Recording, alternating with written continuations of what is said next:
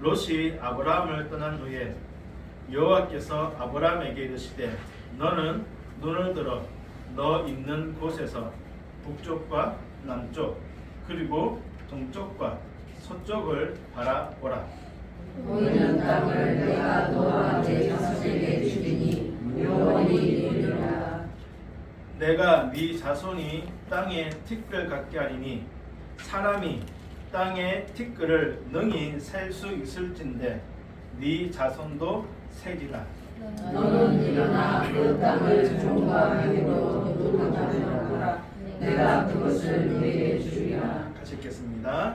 이에 아브라함이 장막을 옮겨 헤브론에 있는 마므레 산수리 수포에 이르러 거주하며 거기서 여호와를 위하여 제단을 쌓았더라. 아멘. 하나님께서 우리가 바라보는 땅들을 우리에게 복으로 은혜로 주시기를 주의 이름으로 축복합니다. 오늘부터 땅 끝에 선 사람들이라는 주제로 말씀을 나누고자 합니다. 땅 끝에 선 사람들. 먼저 땅 끝을 어떻게 정리할 것인가, 땅 끝을 어디로 생각할 것인가를 알아야 되겠죠. 땅 끝이 어디인지 알아야 땅 끝을 찾아가고 땅 끝에 설 수 있을 것입니다. 제가 몇 주 전에 땅 끝을 두 가지로 말씀드린 기억이 있습니다. 우리 교회는 땅 끝 하면 이 두 가지를 생각하면 좋겠습니다. 첫 번째로 땅 끝은 아직 복음이 전해지지 않은 곳입니다. 아직 복음을 듣지 못한 민족과 나라와 족속들이 땅 끝입니다. 두 번째는 지금 내가 서 있는 곳, 내가 살아가는 삶의 현장이 땅 끝입니다. 왜냐하면 그곳 역시 우리들이 거룩하게 해야 할 하나님의 나라이기 때문입니다. 땅끝별 교회의 땅끝은 먼저 복음을 듣지 못한 민족과 나라와 족속들, 해외 선교라고 생각하면 되겠습니다. 또한 두 번째로 내가 살아가는 곳, 내가 서 있는 곳이 바로 땅 끝입니다. 국내 선교라고 할 수 있겠죠. 해외 선교, 국내 선교, 통틀어서 선교. 우리는 이 땅 끝으로 가야 하고 그곳에 복음을 들고 서야 합니다. 왜냐하면 예수님의 마지막 명령이자 주님 다시 오실 날이 멀지 않았기 때문입니다.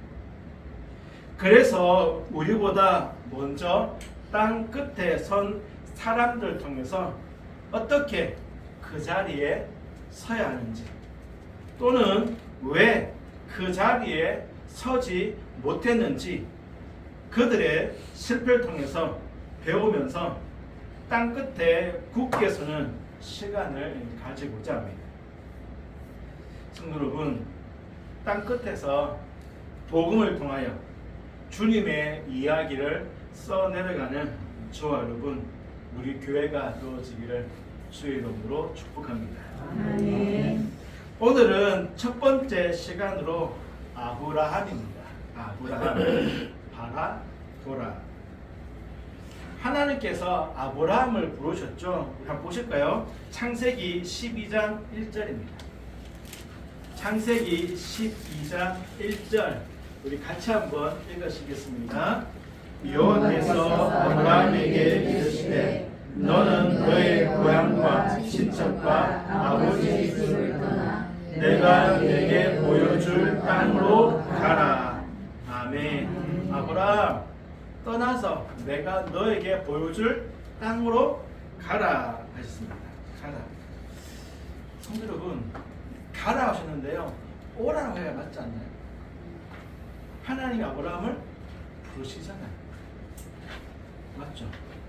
우르에서 가나안으로 부르십니다. 그러면 아브라함 내게로 와.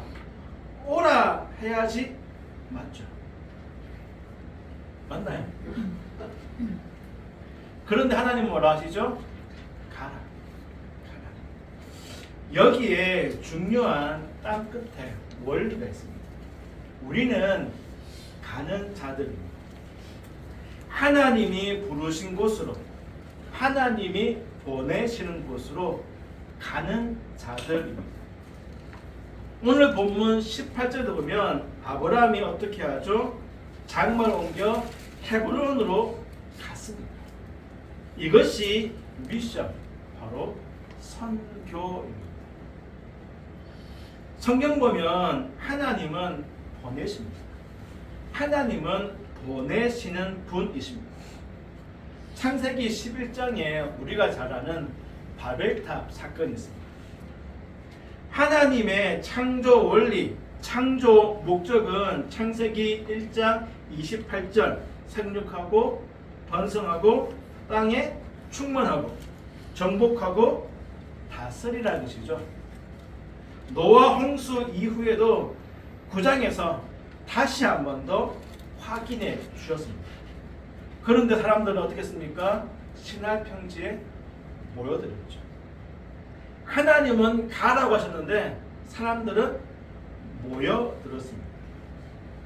그래서 하나님께서 어떻게 하셨습니까? 흩어 보내셨죠. 마태복음 10장 보면 예수님께서 제자들을 보내셨습니다. 5절 예수께서 이 12를 내보내시며 명하여 이르시되 가라. 그리고 오순절 성령 강림 이후에 초대교회가 시작되었습니다. 그런데 땅끝까지 증인되라는 예수님의 마지막 명령에 순종하지 않았죠. 그러자 하나님이 어떻게 하셨습니까? 스데반 선교 이후에 큰 박해를 통해서 흩어 버리셨죠. 사도행전 8장 1절 그날에 예루살렘에 있는 교회에 큰 박해가 있어 사도 외에는 다 유대와 사마리아 모든 땅으로 흩어집니다. 이처럼 하나님은 보내시는 분이십니다. 그리고 우리는 보내시는 곳으로, 부르시는 곳으로 가야 하는 자들입니다. 선교사들만 가는 것이 아니라 우리 역시 우리의 삶의 그 자리로 어떻게 해요? 가야 돼요. 우리의 땅 끝에 서야 한다는 것입니다. 오늘 본문도 하나님께서 아브라함에게 가라라고 하신 것입니다. 보내시는 것이죠. 그리고 아브라함은 하나님이 보내신 곳으로 갔습니다. 베델에서 헤브론으로 장막을 옮겨갔죠. 먼저 창세기 13장의 내용과 배경을 살펴보면요, 아브라함이 가라라는 말씀에 순종하여서 마침내 가나안에 도착했습니다. 아브라함이 가나안에 왔을 때 아브라함을 기다린 것이 무엇이었습니까? 뭐였죠? 기근. 예, 감사합니다, 입사님. 기근이었죠. 심한 기근이었습니다. 그래서 아브라함은 어떻게 했습니까? 애굽으로 내려갔죠. 이 당시 모든 사람들이 선택하는 방식, 힘들고 어려우면 애굽으로 내려갔습니다. 왜냐하면 애굽은 항상 모든 것이 풍성했기 때문에. 기근이 있을 때 아브라함 역시 세상 방식으로 애굽에 내려간 것이죠. 아브라함은 애굽에 내려가면 모든 문제가 다 잘 될 줄 알았습니다. 그런데 더 큰 문제가 있었죠. 무엇이었습니까? 아내 사라의 미모가 아름다웠습니다. 목숨의 위협을 느낀 것이죠. 그러자 아브라함은 또다시 스스로 해결 방안을 찾았습니다. 뭐였죠? 누이. 그렇죠. 아내를 누이라는 것이었습니다. 사실 이것은 새빨간 거짓말 아닙니다. 왜냐하면 사라가 여동생이긴 합니다. 언제 기회가 있으면 좀 더 자세하게 말씀드리겠지만 아브라함이 사라를 누이라고 한 것은 혼자 살겠다고 낸 꾀가 아닙니다. 오히려 아브라함과 사라가 모두 살 수 있는, 서로 윈윈할 수 있는 탁월한 계략입니다. 지금도 중동에서는 아내를 돈 주고 사오죠. 이때 여자들은 결혼 계약서를 받습니다. 사라도 이 결혼 계약서를 받았고 잘 보관할 것입니다. 왜냐하면 매우 중요한 문서이기 때문입니다. 그리고 아브라함이 아내 사라에게 누이라고 말하는데요. 여기서 말하는 누이는 관계도 있지만 신분과 지위. 누이라는 신분, 지위는 아내에게 아주 견고한 지위, 신분을 제공합니다. 아내에게 자식이 없거나 혹은 다른 이유로 아내의 자리에서 쫓겨나는 경우가 없도록 누이라는 지위를 주는데요. 이것은 남편의 특별한 은총을 의미합니다. 이때 역시 누이라는 계약서를 써줍니다. 그러니까 여인이 결혼 계약서와 누이 계약서를 가지고 있으면 그 집에서 대단히 견고한 높은 지위를 가지게 되어지며 가족이나 종들에게 더 큰 영향력을 가지게 되어집니다. 사라는 아직 아들이 없죠. 그리고 이미 나이도 적은 나이가 아닙니다. 그러니 사라 입장에서는요, 결코 손해볼 것이 없습니다. 왜 그렇습니까? 결혼 계약서 그리고 누이 계약서를 가지고 있으면 그만큼 자신의 신분이 더 보장되고 견고해지기 때문입니다. 그러면 아브라함이 가지는 유익은 무엇일까요? 사라는 알겠죠. 자기의 어떤 지위가 더 좋아집니다. 아브라함이 가지는 혜택은 이것입니다. 이 당시에 치아라는 것은 없잖아요. 힘센 사람이 대빵인 거거든요. 상대편의 아내가 예뻐. 그러면 남편을 죽이고 아내를 빼앗을 수 있는 시대가 이 시대입니다. 그런데 누이면 동생이고 오빠 관계면 흥정해야 됩니다. 흥정. 이해되시죠? 돈을 주고 흥정하는 거죠. 아브라함은 어때요? 누이니까 흥정하겠죠. 자기 목숨을 도와줬습니다. 그리고 흥정해 올 때 너 거절하면 돼요. 이해되시나요? 그러니까 아브라함은 누이라고 말하면서 자신의 목숨도 건질 수 있고 흥정해 오면 너라고 해서 부부관계도 유지할 수 있고 그러니까 정말 기가 막힌 탁월한 방법을 아브라함이 생각해낸 것이죠. 아브라함도 사라도 서로 윈윈할 수 있는 최고의 방법을 아브라함이 찾았습니다. 그런데 어떻게 되었죠? 바로가 사라를 데리고 갔습니다. 그 이유는 아브라함이 거절할 수 없는 막대한 지참금으로 돈으로 흥정했기 때문입니다. 이것을 알 수 있는 것이 창세기 12장 16절 보시면 바로가 후대하여 많은 재물을 아브라함이 얻었다라고 말합니다. 그리고요 창세기 13장 2절입니다. 아브라함에게 가축과 은금이 풍부하였다. 바로 바로의 지참금입니다. 아브라함은 정말 내가 탁월한 기가 막힌 방법을 찾았다 생각했지만 어떻게 했습니까? 실패했죠.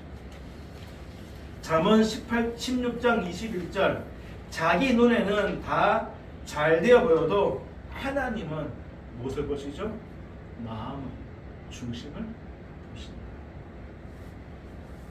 기근 앞에서도 애굽에서도 아브라함은 자기 눈에 선한 대로 자기 생각에 옳은 대로 행한 것입니다.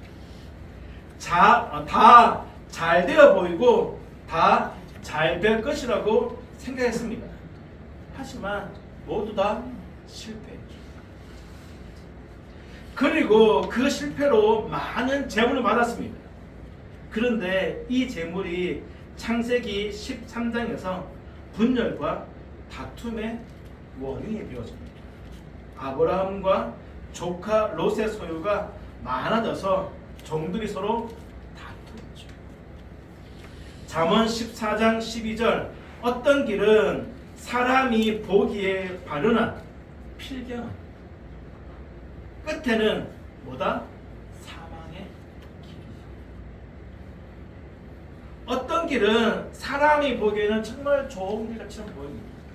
하지만 그 길을 가면 끝에는 뭐가 있다? 사망입니다. 성도 여러분, 우리들은 어느 길에 서 있는지 어느 길로 가고 있는지 분명하게 알아야 합니다. 내 눈에는 바른 길로 보이지만 끝까지 가면 죽음의 길일 수도 있습니다. 평안하다, 안전하다 할 그때의 멸망이 갑자기 찾아옵니다. 결코 피하지 못한다라고 분명하게 경고하고 있습니다.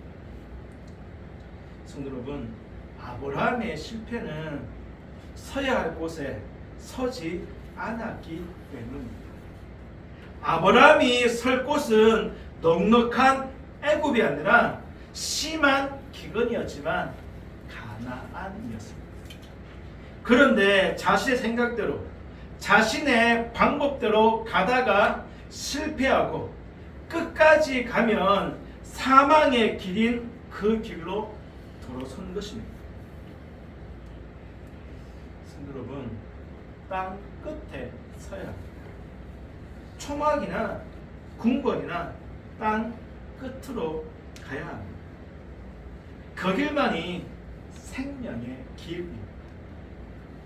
아브라함이 다시 그 길을 가기 시작한 것이 바로 창세기 13장입니다. 다시 땅 끝에 서는 것입니다. 아브라함은 조카 롯에게 다투지 말고 각자의 길을 가자라고 제안합니다. 롯에게 먼저 선택권을 주었습니다. 그저 롯은 어떻게 합니까? 자기 눈을 들어서 물이 넉넉한 요단 지역으로 떠났습니다. 롯은 자기 눈을 들어서 자기 눈에 보기에 좋은 땅, 물이 넉넉해 보이는 땅, 당장 좋아 보이는 요단 지역 선택해서 떠났죠. 하지만 그 길 끝에는 사망의 길이었습니다. 자기 눈을 들어 바라본 결과이죠. 아브라함의 두 번의 실패를 보고도 롯은 깨닫지 못한 것입니다. 이 과정에서요, 재밌는 것이 있는데요. 9절입니다. 먼저 우리 성도님들 이스라엘의 지형을 좀 알아야 되는데요. 롯이 떠나간 지역이 요단 지역입니다. 물이 넉넉한 곳. 이곳은 요단강을 중심으로 동쪽입니다. 요단강을 중심으로 동쪽은 요단 지역으로 물이 넉넉한 땅이 매우 비옥한 곳입니다. 반대로 서쪽은요, 요단강 중심으로 서쪽입니다. 유다 광야 지역인데요, 아주 메마르고 거친 땅으로요, 목축이 매우 어려운 지역이고 살기가 어려운 땅이 바로 유다 광야 지역입니다. 일단 요단강을 중심으로 동쪽과 서쪽은요, 하늘과 땅입니다. 동쪽은 물이 넉넉해요. 살기 참 좋아요. 비옥한 땅입니다. 그곳을 조카 롯이 선택했죠. 하지만 서쪽은요, 매우 건조한 땅입니다. 유다 광야제. 이것을 기억하시고요. 9절 보시면 아브라함이 롯에게 제안하죠. 네가 좌하면 나는 우하고 네가 우하면 나는 좌하리라. 뭐라 하죠? 네가 좌하면, 좌가 어디입니까? 유다 광야. 네가 유다 광야하면 나는 우하고, 우가 어디죠? 요단 지역. 롯이 선택한 땅입니다. 그리고 네가 우하면 내가 좌하겠다. 아브라함이 롯에게 먼저 무슨 땅을 말하죠? 좌, 유다 지역, 유다 광야지. 은근히 아브라함이 조카 롯에게 강요하고 압박하는 거죠. 롯, 너 서쪽 지역이야, 알지? 네가 좌하면 나는 하고 우하고. 만약 네가 우하면 내가 서쪽 갈게. 그 얘기지 않을까요? 제 생각입니다. 나중에 천국 가면 아브라함에게 한번 물어보려고 어떤 마음이었는지. 아마 아주 틀리지는 않을 것 같습니다. 그런데 조카 롯이 어떻게 합니까? 눈치도 없이 좋은 땅, 동쪽을 선택해서 가죠. 롯이 몰랐을까요? 눈치 벽단인데. 그럼에도 어떻게 합니까? 유다한지를 선택합니다. 그만큼 좋은 땅인 동시에 그만큼 유다 광야는 살기. 하지만 롯이 뭘 떨어지죠? 롯이 알지 못했던 것. 하나님 보시기에는 그곳이 매우 척박해 보이는 그 땅이 생명의 땅이었고, 사람의 눈에 보기에 좋은 땅 요단 지역 끝에는 사망의 길이라는 것입니다. 롯이 지금 당장은 좋은 땅처럼 보였지만 하나님 보시기에는 어떻게 해요? 반대. 사람 보기에 좋아 보였던 요단 지역은 사망의 땅. 사람이 보기에 힘들고 어려운 유다 광야 지역은 생명의 땅입니다. 여기서 중요한 것은 아브라함이 롯을 요단 지역으로 그냥 떠나보냈다는 것입니다. 또다시 스스로 선택하지도 행하지도 않았죠. 롯 잠깐 내가 글로 가야 돼 하지 않았죠. 순수히 좋은 땅을 떠나보냈습니다. 아는 거죠. 내가 스스로 결정하고 판단하면 안 되는 거예요. 내 눈에 보기에 좋은 땅으로 가면 안 되는 거예요. 롯이 떠나간 후에 누가 찾아옵니까? 하나님 찾아오시죠. 하나님의 눈으로 동서남북을 바라보았습니다. 하나님이 그 땅을 주겠다, 영을 주겠다고 약속하셨습니다. 아브라함이 세 번째 시험에서 앞서 두 번 실패를 반복하지 않으셨던 이유가 무엇입니까? 두 번의 실패를 통해서 깨달은 것이죠. 그런데요, 제가 13장 우상하다가 눈에 들어온 단어가 있습니다. 13장 4절입니다. 같이 읽어볼까요? 13장 4절입니다. 그가 처음으로 제단을 쌓은 곳이라. 그가 거기서 여호와의 이름을 불렀더라. 아멘. 제 눈에 들어온 말씀은 단어는 처음. 13장의 장소는요, 아브라함이 가나안 땅에 들어와서 처음으로 하나님을 예배한 곳입니다. 예배입니다. 기근의 실패, 애굽의 실패, 그리고 그 실패에도 불구하고 은혜와 긍휼로 지켜주시고 보호해주신 하나님의 은혜를 경험한 아브라함이 다시 가나안으로 올라와서 찾아간 곳이 어디입니까? 처음 예배한 곳입니다. 아마 아브라함은 애굽을 떠날 때부터 목적지가 여기 처음 예배한 곳이었을 것입니다. 아마 아브라함이 이 찬양을 나왔다면 이 찬양을 부르지 않았을까? 내가 다시 주를 만났습니다. 죄악으로 몹쓸 병든 조용히 내 손 잡아 이끄시며 병든 자여 일어나. 내가 다시 주를 만났을 때 죄악으로 몹쓸 병든 몸 조용히 내 손 잡아 이끄시며 병든 자여 일어나. 처음 예배한 그곳에서 다시 하나님을 예배하면서 그 첫사랑, 첫 만남, 첫 은혜를 회복하면서 또다시 실패하지 않고 땅끝에 설 수 있었습니다.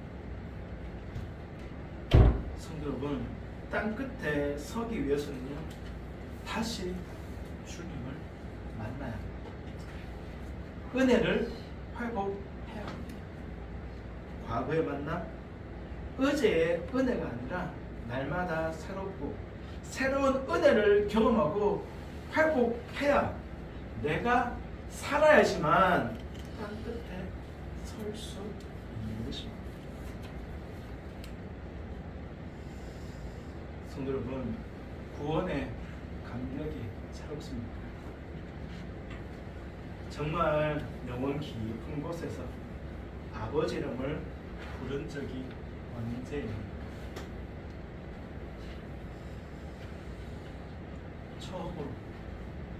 처음으로 첫사랑, 첫 은혜가 다시 회복되어지고 새로워지기를 주의 이름으로 축복합니다. 아멘. 첫 은혜를 회복해야지만 우리가 비로소 땅끝에 온전히 설 수 있습니다.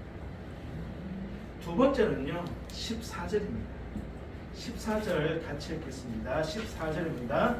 롯이 아브라함을 떠난 후에 여호와께서 아브라함에게 이르시되 너는 눈을 들어 너 있는 곳에서 북쪽과 남쪽 그리고 동쪽과 서쪽을 바라보라.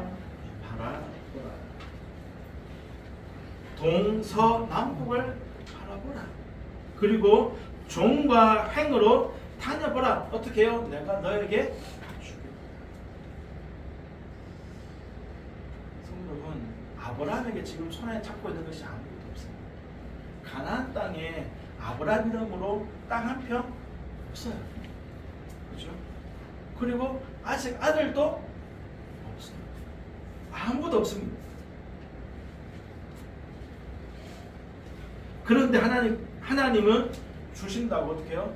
바라보라는 것이죠. 어제 야외 갔다 왔습니다. 우리 카페에서 우리 몸을 막 만져주시기도 하시고 침 넣기도 하시고 그걸 보면서 제가 바라보고 있습니다. 청년 때 한 번, 그리고 부모사 때 한 번 농촌 선교한 적이 있습니다. 농촌 선교. 그러니까 여름에 청년부 수련회 대신 농촌 선교한 것이죠. 그 당시에만 하더라도 시골에 아이들이 많았습니다. 청년들이니까 대부분 교회학교 교사들이잖아요. 그래서 여름 생각했습니다. 오전에는 여름 생각학교, 저녁에는 자체 집회. 그러니까 구석구석 다 다니는 거죠. 이 동네에서 아들 다 모아다가 여름 생각했습니다. 지금 시골 가면 아이들 없어요. 그렇죠? 다들 청년들이죠. 머리 하얀 청년들. 어떤 면에서 그분들이 더 급합니다. 왜냐하면 돌아가실 날이 멀잖아요. 한번 바라보는 거죠. 우리 교회가 각자 가지고 있는 쟤는 제주도입니다. 시골 그럼 가서 치료해주면서 혹은 뭐 청소라든지 내가 우리 할 수 있는 것들을 하면서 그분들에게 복을 전하는 거죠. 제가 수십 년 전에는 아이들에게 복을 전했다면 지금은 이제 인생의 황무기에 있는 어르신들에게 그분들을 섬기면서 복음을 전하는 것을 제가 한번 꿈꿔봤습니다. 지금 당장 다음부터 갈 수 있는 것은 아니지만 한번 바라보는 거죠. 하나님, 우리 교회가 좀 그런데 사용해 주십시오. 기도하는 거죠. 뭔가 잡혔을 아니에요. 눈에 보였을 아니에요. 하지만 바라보고 기도하면 하나님께서 우리가 우리 교회를 사용하시리라 믿습니다. 아멘. 아브라함 손에 아무것도 없어요. 하지만 바라보라 하시니까 바라보는 거죠. 종과 행으로 다녀보라 하니까 어떻게 해요? 다녀보는 거죠. 아브라함 이사 갔죠. 베델에서 어디로? 헤브론. 약 50km. 지금 50km 이상 아무것도 아니잖아요. 사실 이 당시 50km는요 굉장히 먼 거예요. 그리고요 이 헤브론은 유다 광야의 중심입니다. 그나마 베델은 좀 살만해요. 하나님이 보내시니까 아브라함이 헤브론 갑니다. 땅 끝에 선 것이죠. 그곳에서 어떻게 해요? 바라보는 것입니다.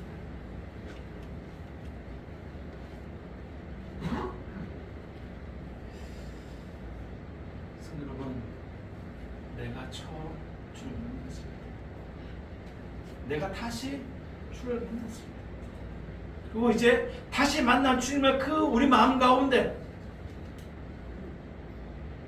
그 은혜, 그 사랑을 기억하며 어떻게 해요? 첫사랑을 해보겠습니다. 그리고 어떻게 해요? 바라보는 거죠. 그래야지만 우리의 땅 끝에 설 수 있는 줄 믿습니다. 내가 처음 주를 만났을 때 가지고 주시겠습니다.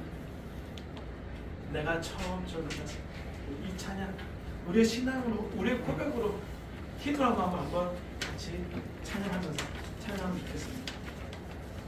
주보에 보시면 이 악보가 나와 있습니다.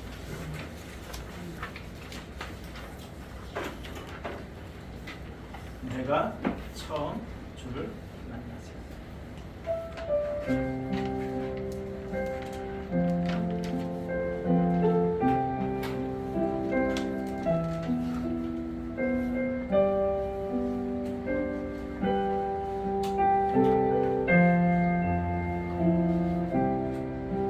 내가 처음 주를 만났을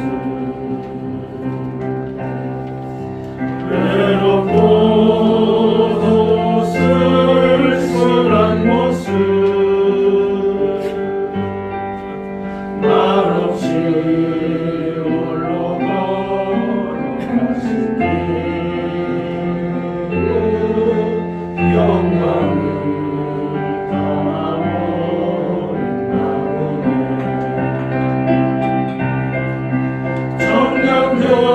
정령교훈이 된 대구원은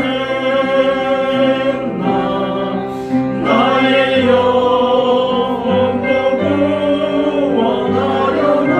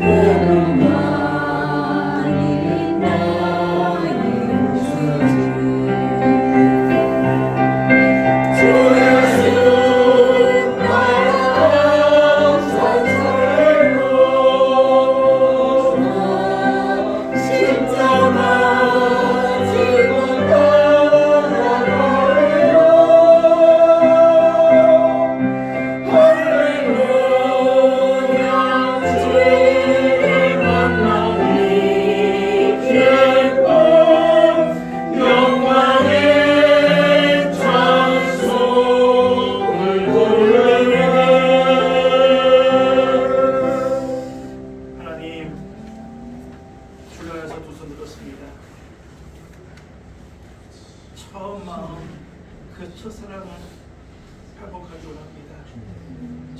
세상 속에 살면서 찌들고 병들고 약해진 나의 모습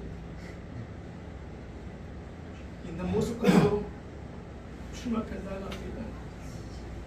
더럽습니다. 추락합니다. 병들고 연약합니다. 아버지 하나님 붙잡아 주옵소서. 구원의 그 감격을 회복하여 주옵소서. 구원의 그 은혜를 회복하여 주옵소서. 새롭게 하여 주시옵소서. 아버지 하나님, 아버지 하나님 살려 주시옵소서. 아버지 하나님 또한 바라보기 원합니다. 우리에게 보여주실 그 땅을 바라보며 그곳에 향하여 서기 원하오니 아버지 하나님 눈을 들어서 나의 눈이 아니라 세상의 눈이 아니라 하나님의 그 눈으로 바라볼 수 있도록 주님 역사하여 주시옵소서.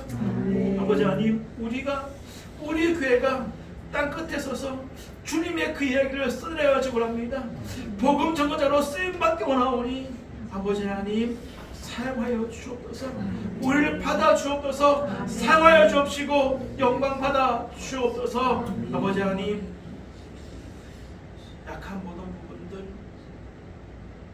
더러운 모든 부분들 주님께서 새롭게 하시고 고쳐 주옵소서. 아버지 저 병원에서 빛이 나오지 아니하고 예물 드립니다.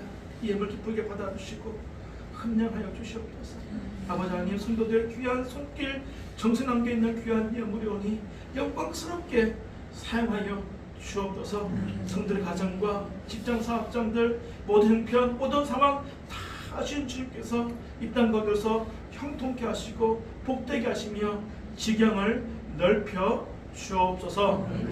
우리 주 예수 그리스도의 은혜와 하나님 아버지의 사랑과 성령 하나님의 위력 교통하심이 처음 마음으로 주님의 눈으로 바라보며 다시금 세상 나아가는 성도님들과 성도님들의 모든 발걸음과 가정과 하시는 모든 일들 위해 또한 우리 모든 가정들과 우리 땅끝별 교회 위에 이제로부터 영원토록 함께 있을지어다. 아멘.